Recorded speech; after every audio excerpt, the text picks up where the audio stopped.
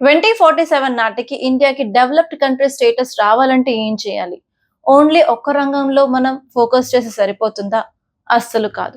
అందుకే రీసెంట్‌గా మన prime minister developed country status కోసం సప్తధారని తీసుకొచ్చారు. అసలు సప్తధార ఏంటో కంప్లీట్‌గా ఈ వీడియోలో తెలుసుకుందాం. దీని గురించి డీటెయిల్స్ చూసుకున్నట్లయితే 2026 ఇండిపెండెన్స్ డే సందర్భంగా మన ప్రైమ్ మినిస్టర్ సప్తధార ఆలోచనల్ని తీసుకొచ్చారు.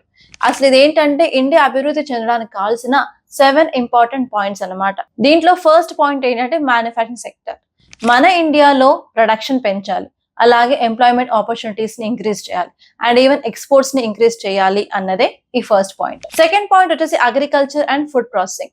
మన ఇండియాలో ఉన్న ఫార్మర్స్ ఓన్లీ పండించడం మాత్రమే కాదు, పండించిన తర్వాత మార్కెటింగ్, ప్యాకేజింగ్, స్టోరేజ్, ఎక్స్పోర్ట్స్ వీటికి సంబంధించిన వాల్యూ చైన్స్ అన్నిటినీ కూడా స్ట్రెంథెన్ చేయాలి. థర్డ్ వచ్చేసి ఇండియాలోని టెక్నాలజీని ఇంప్రూవ్ చేయాలి. ఫోర్త్ వచ్చేసి గట్టి శక్తి.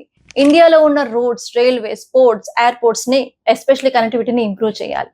And next important point fifth వచ్చేసి ఇండియాలోని డిఫెన్స్ సెక్టార్ ని ఇంప్రూవ్ చేయాలి. దాని ద్వారా మనం సెక్యూరిటీని ఇంప్రూవ్ చేయొచ్చు. నెక్స్ట్ వచ్చేసి green and blue economy. Especially మనం రెన్యూవబుల్ ఎనర్జీ, గ్రీన్ హైడ్రోజన్ వంటి క్లీన్ టెక్నాలజీస్ ని ఇంప్రూవ్ చేసి ఎన్వైరన్మెంట్ ని సస్టైనబుల్ గా ఉంచగలగాలి. లాస్ట్ వచ్చేసి సాఫ్ట్ పవర్.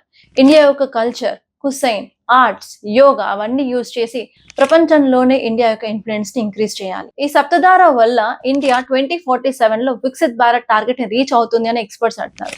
మీరేమనుకుంటున్నారో కామెంట్ లో చెప్పండి. మీకు కనుక ఈ వీడియో నచ్చినట్లయితే లైక్ చేయండి, అలాగే షేర్ చేయండి.